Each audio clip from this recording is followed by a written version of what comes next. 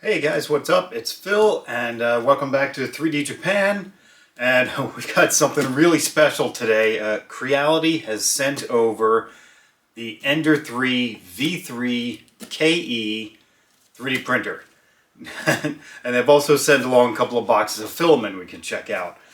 This printer is supposed to be faster, easier to use, and it can print with more kinds of materials. Unfortunately, they just sent some regular PLA, but I'll be getting some other kinds of materials to test it with later. So let's open these up and see what they sent here. My knife. Okay. So this one is their CR series of filament, and this is the navy blue. From here it actually looks almost black, but we'll get that opened up and take a look. Okay, so we got that opened up. Looks like a really nice matte color. It's a navy blue. It looks really good. Okay, let's open up the other one. This is also a matte color.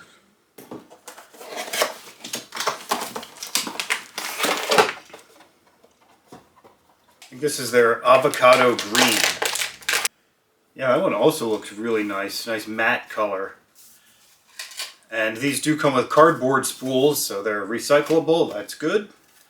Alright, now the main event. Let's get this open. Okay, foam. Right. We have quick installation guide. And looks like there's a needle in there for cleaning a nozzle if I need to. Okay. We got here some tools, screws to put it together, and some more sample filament.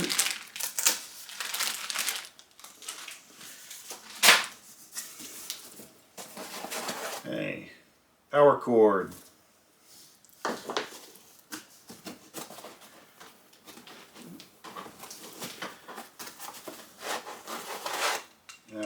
Looks like the spool holder, which has a filament runout detector attached.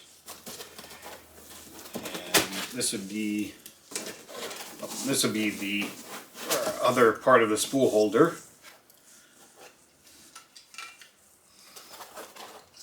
And up here we've got the screen. Another cool thing about this one, it has a touch screen. So no more twisting that knob endlessly.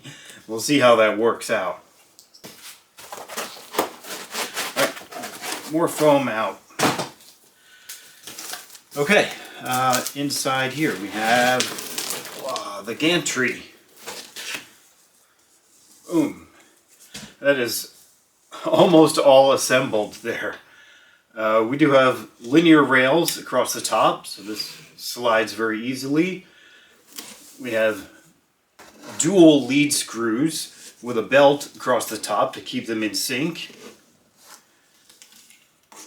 And we have dual fans down here, as well as a CR Touch bed probe. So we'll have automatic bed leveling. And we've got the main bed. There we go. Along with some cables attached. So let's get this box out of here and start assembling it.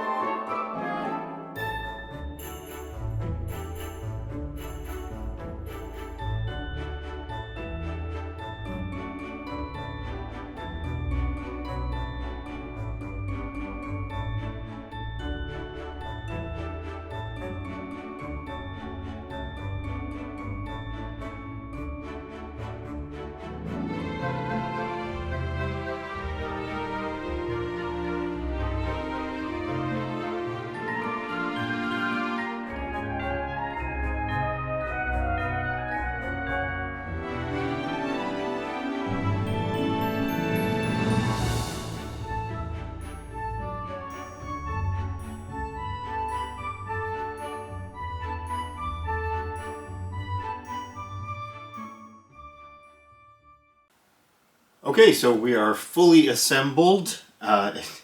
It's supposed to take about 20 minutes, and usually when they say it's going to take a certain amount of time, it takes way longer for me. And this was no different, but not because it was hard or anything. Really, it was quite easy to assemble. It's just that when I'm bending over for more than a few minutes, my back starts to hurt and I have to rest. So, but you know, for a normal person with a normal back, it should be just fine and pretty quick. The only thing that was a bit of a snag for me was when you're putting the gantry in, there are two slots in the base where it slides in. And for some reason, this one was having the darndest time trying to get it in. And I couldn't figure out what was going on. And then I realized inside of this leg, there's a cable that goes all the way down. And you have to actually pass it through a hole in the bottom of the base. And it comes out the bottom where you can plug it into another connection. Once I figured that out, this slid right in. All the screws easily went in. Yep, some screws on the bottom, a couple screws on top over here. This gets assembled and screwed in. So that's pretty much it. Let's just take a closer look at it. Okay, starting out up top here, we have a filament runout sensor. That's really handy. Coming down, we've got linear rails this time, no more V-rollers. And it's a little stiff, but it's probably because it's not on. We have a new Sprite extruder, so no more Bowden tube coming out. The filament will come down and go straight into there. We have two fans on either side that would be really good for cooling and fast printing. We have a magnetic spring steel bed there. And again, we have our touch screen. And again, no more V wheels. We have two rails down here now. And this slides really smoothly. And it uses a whole new firmware, which some people are saying is kind of based on Clipper. I'm not sure it is or not. There's nothing official. But yeah, so let's get it started. First thing I'm going to do is peel this off. If I can get it. There's a tab here.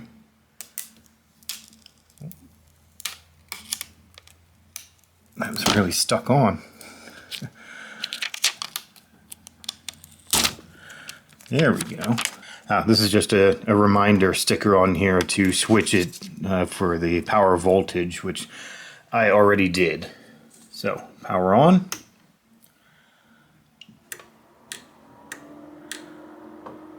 See what this touchscreen says.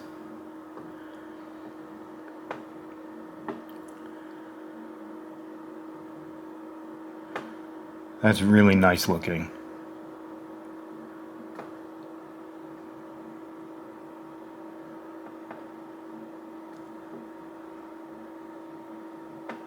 Okay, I'm hoping I can see around the camera for this. We have language selection, English. I cannot see what that says. I'm guessing it's an OK. Or continue. Privacy policy, I'm just going to agree to that. Okay, that's my Wi-Fi. Yep.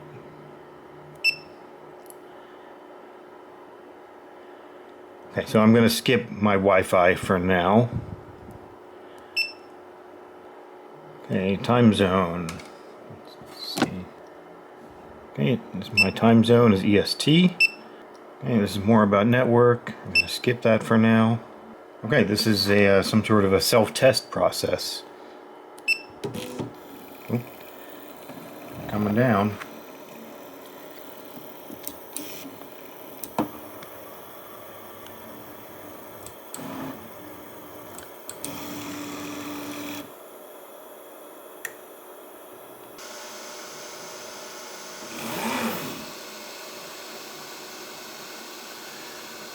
So now the nozzle and the bed are heated up, and it says it's doing nozzle cleaning.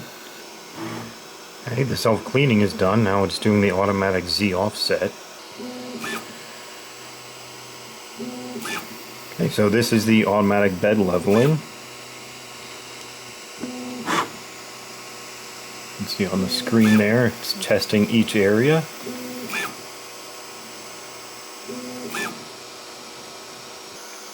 Okay, self-test is completed. Okay.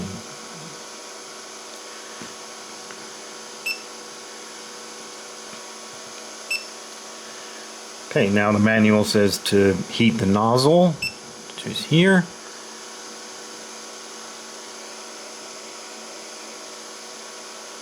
And I'm going to say 205.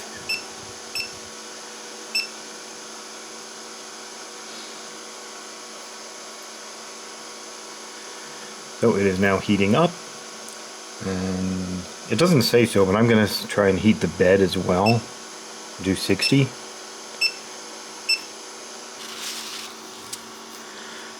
Alright, so I've fed it through the runout detection sensor, and I'm going to try and slide it in to the hole here. I've never used a direct drive extruder before, so I'm just pushing it down until it stops.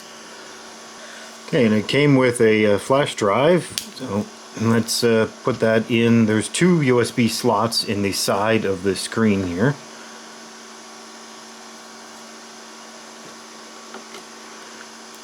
Seems like it can just go in any one of them. Right, so there's a little folder icon here. Try that. Okay, and there's apparently some local storage, but it says USB drive. Okay, there's a Benchy on there. Tap that. Now apparently before we print our first Benchy, we're checking the bed level again. I guess it does this before every print.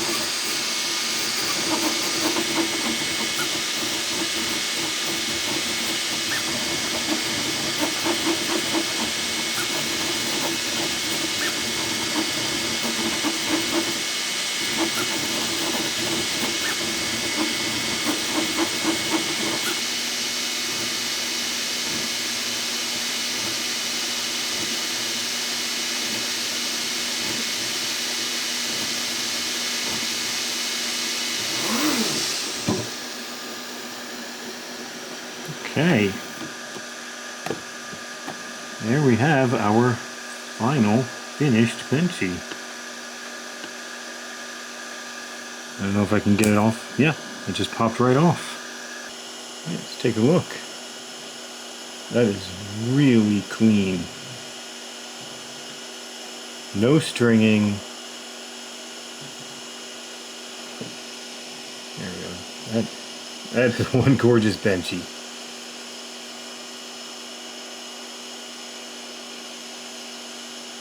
Okay, I don't know if we can see the text on the back. Nope. But yeah, that looks gorgeous. Yep, that looks gorgeous, and it took about 19 minutes. So, I'm going to experiment some more and print some of my own stuff, and I'll be back when that's done. Okay, as you can see, I've been printing up a storm since first setting this up, and it's been really fun. But before we talk about that, let me mention my shirt. If you like this shirt or the shirt that I showed earlier, they were sent over by geeksoutfit.com. They have all kinds of fun, sciencey, geeky, nerdy shirts and other clothing. And you can go to their website. I'll have the link down below, and you can use the code PHIL25 to get 25% off. So like I said, I was having a ton of fun printing with this, and I was printing so many things, and I didn't want to stop, but I said, no, I have to stop so that I can finish making the video. And as you can see, I still didn't stop. I'm making a little Christmas tree right now. And so it has been a lot of fun. I put some notes together for the video while I was printing. So I have some pros and cons. So let me see. First the pros. It was very easy to set up.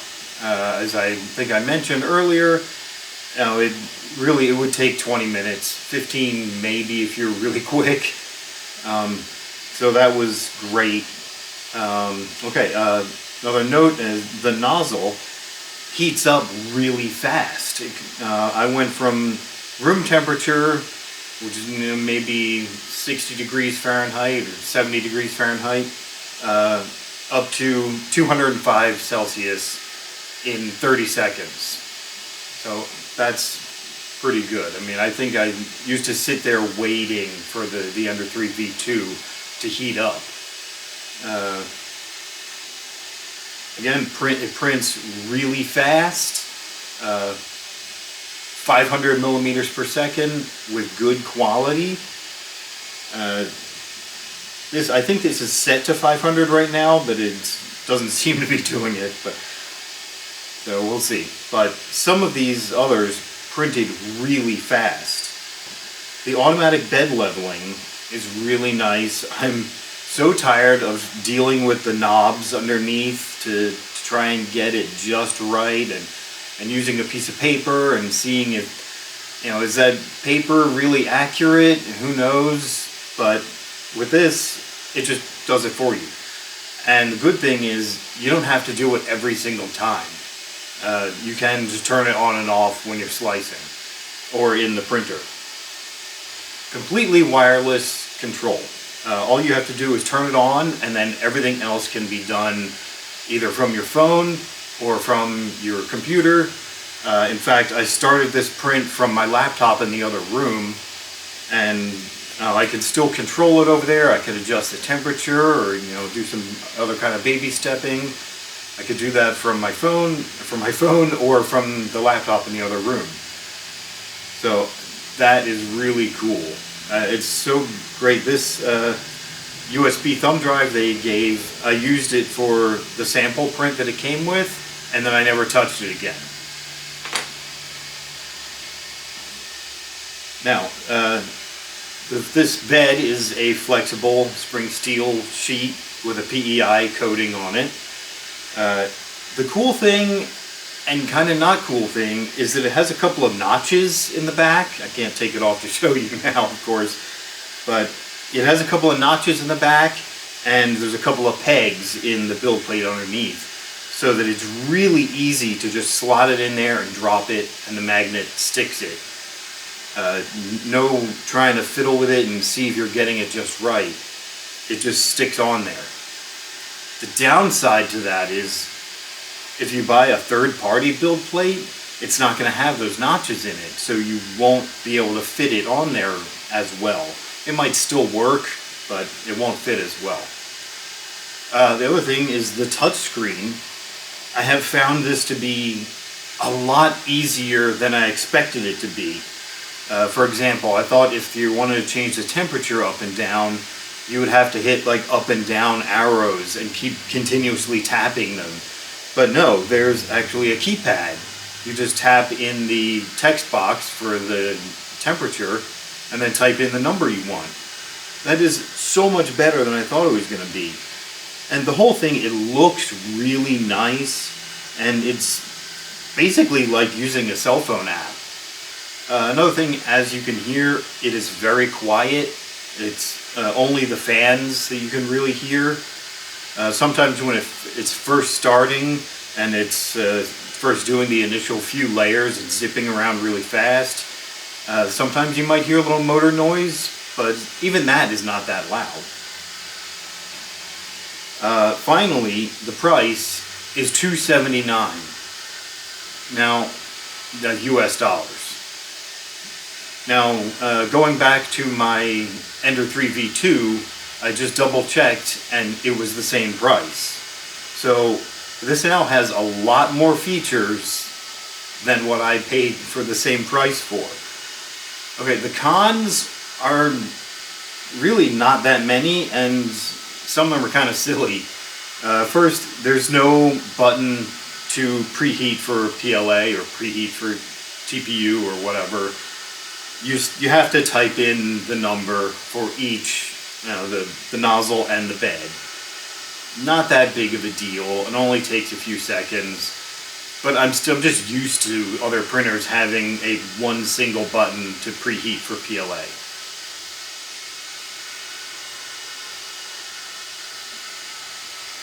Another thing is there is currently no official support for Cura. Cura 5.6 just came out, and it has listed in it the Ender 3 V3 SE, but not the KE. And I've tried to use the SE and kind of fiddle with some things to try to make it work, but when I tried to print it on here, it just gave me an error. So I guess you just have to wait a little while until Cura, gets up to date. And the other one, come on, this is probably the biggest thing that I have missed from the Ender 3 V2. Where is the tool drawer? I have to keep my tools in a little bag like a caveman? What? Come on.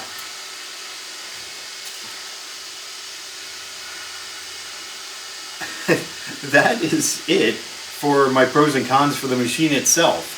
I do have some pros and cons for the Creality print software. That's not a big deal because that can be updated and they can improve that. First pro, amazing control over the print, as I mentioned, wirelessly. You can see like a graph with the temperature and have really good control over the print while it's printing. As far as the actual slicing, it's very much like Cura. In fact, it's based on an older version of Cura. Oh, yep, then now that's my other pro, is very easy to use. I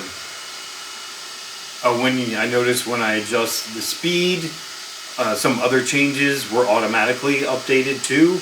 I think I noticed that in Cura 5.6. Maybe older versions did it and I just never noticed. But when I changed the speed from like 400 to 500, some other speeds would automatically adjust to compensate. The only con that I had is that it has tree supports, but they're the older version of tree supports that they use up more filament and they're kind of hard to remove. But other than that, that's about it. So, like I said, I've been printing a whole lot of these things. Now let's take a closer look at them. All right, let's take a look at these. Here's what I was just printing, and here's the first attempt, which, like I said, I was accidentally doing this in vase mode, and I discovered the problem was when it got to the top, it's just a hole up there. So I reprinted it, and this one is heavier, and it had the correct top on there, so I was able to print my little star and stick it in the hole, and I just used a little super glue. But I think this one came out really nice. You can see it's quite smooth, and this was printed at full speed, 500 millimeters per second, and this is in Polymaker's gold and purple silk. So the first print was this Benchy that came on the card, or the not SD card, on the flash drive. and it came out really smooth. I don't know what settings they used, but it looks fantastic. There is no stringing. You know, all the bridging looks amazing. The text underneath is quite readable. Came out really well, and that is in the Creality blue that they sent, the navy blue. The next one, since Christmas time is coming up, just in a couple of days actually, I printed this little nativity scene bauble. You can put a hook on there and hang it in the tree. And this was from the Creality green that they sent. Again, I think that came out really nice. So next up, I want to do something bigger. This was Shazam, of course. It's printed at 450 millimeters per second. And I'm not sure if you can tell, if you look really close, there was some weird crosshatch pattern on there.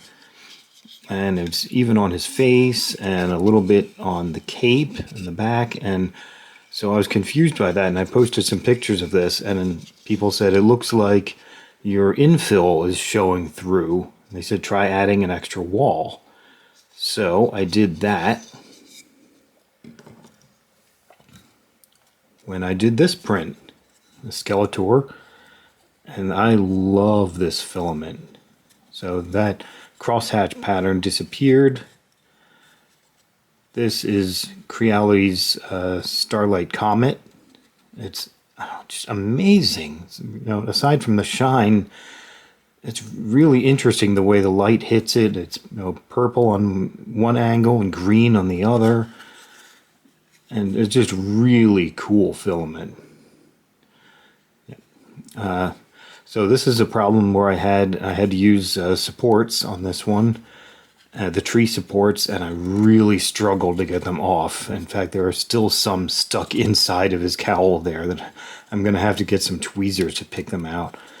But I can still feel there's parts in here that are rough. I'm going to have to sand it or something to clean that off. But otherwise, it came out really well. It's really smooth. You can barely see any layer lines. And of course I want to do some testing in vase mode.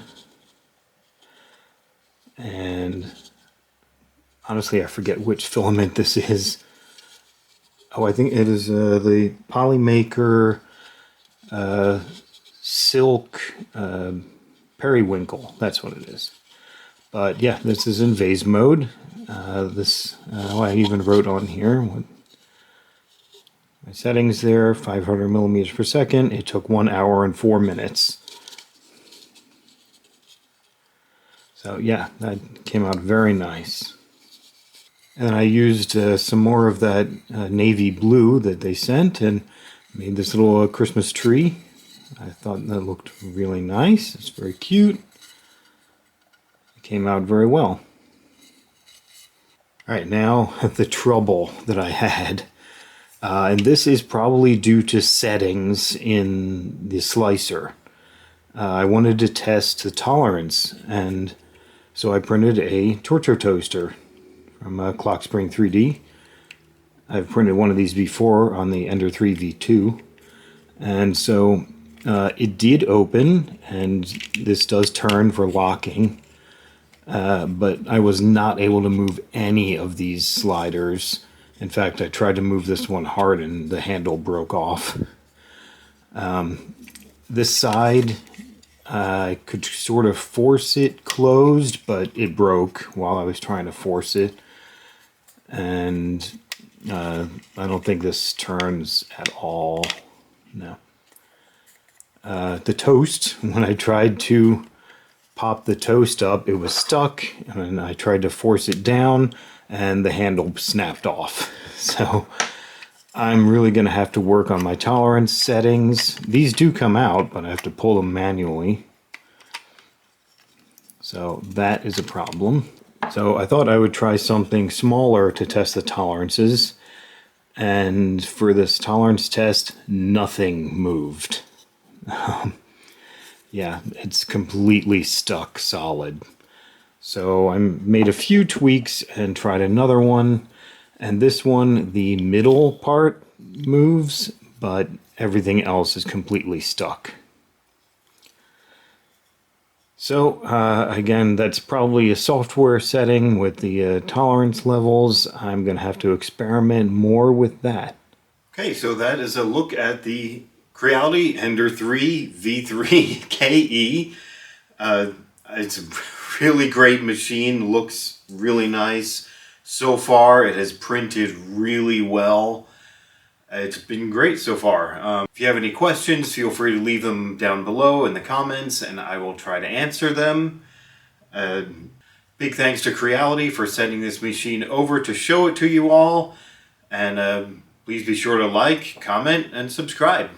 And I'll see you next time.